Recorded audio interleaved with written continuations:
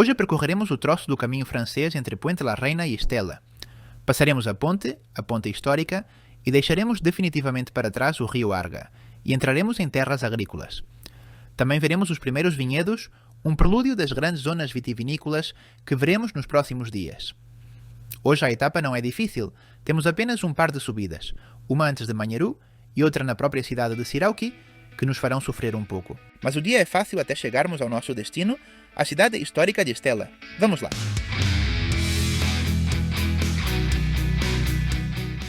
Deixamos Puente la Reina ao longo das margens do rio Arga. É o mesmo rio que atravessamos há 2 dias pela ponte do Magdalena para entrar em Pamplona.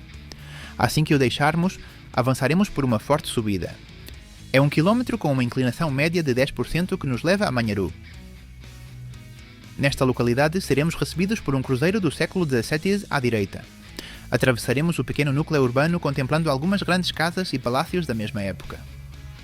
Depois de deixar Manharu e o seu cemitério para trás, e se o tempo o permitir, contemplaremos um selo típico da estrada, a vista da povoação seguinte, Sirauqui, coroada pela sua igreja de Saint-Romain do século XII.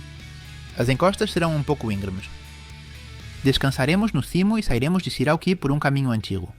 De origem romana, os seus paralelepípedos medievais recordam-nos que durante mais de 1 milénio, milhões de peregrinos passaram por este mesmo lugar a caminho de Compostela. Avançamos e pouco antes de chegar a Lorca, atravessaremos o rio Salado. O seu nome deve-se ao facto de esta água não ser potável. Há 9 séculos, o Codex Calistinus recomendava vivamente que nem as pessoas nem os animais bebessem dela, porque era mortífera. E conta uma anedota da picaresca que existia naqueles anos. Ao que parece, havia na zona um par de vigaristas que esperavam o peregrino incauto e lhe recomendavam que desse de beber ao seu cavalo daquela água. Assim que o animal caía morto, os vigaristas pegavam nas suas facas, cortavam a garganta do cavalo e ficavam com a sua carne para o horror do peregrino. Felizmente, estas coisas já não acontecem no caminho de Santiago, ou assim o espero. Atravessamos a pequena cidade de Lorca. Como monumento, destaca-se a sua igreja de San Salvador, construída no século XII, embora muito modificada posteriormente. Uma vez contaram-me uma anedota relacionada com os coreanos e esta cidade. Acontece que estes peregrinos tinham planeado a sua peregrinação ao milímetro e viram que tinham de começar em Lorca para chegar a Santiago de Compostela a tempo. Vieram então para a Espanha e, como não sabiam espanhol, contrataram um transporte em Madrid para os levar a Lorca. E de facto, podem imaginar que os levou para a outra Lorca, a de Múrcia. Pobres peregrinos.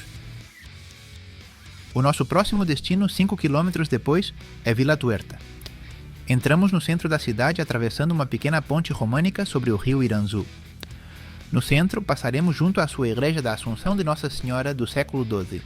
Junto a ela, há uma escultura comemorativa de São Beremundo, personagem que trabalhou com os peregrinos no século XII e que hoje é o padroeiro da rota jacobeia que passa por Navarra. Pouco depois, chegamos a Estela e entramos na zona da igreja do Santo Sepulcro. Atravessaremos a antiga rua percorrida por tantos peregrinos e cheia de história e monumentos. Finalmente, chegamos à Praça de San Martín. Estamos aos pés da igreja de San Pedro de la Rua e ao lado do Palácio dos Reis de Navarra. Esta pequena praça de San Martín tem muito para oferecer. Estela merece uma paragem para visitar os seus monumentos e também, por exemplo, pela sua gastronomia, como o gorrim, o leitão assado em forno de lenha, ou as pedras de chocolate do Puy de Bombones Torres.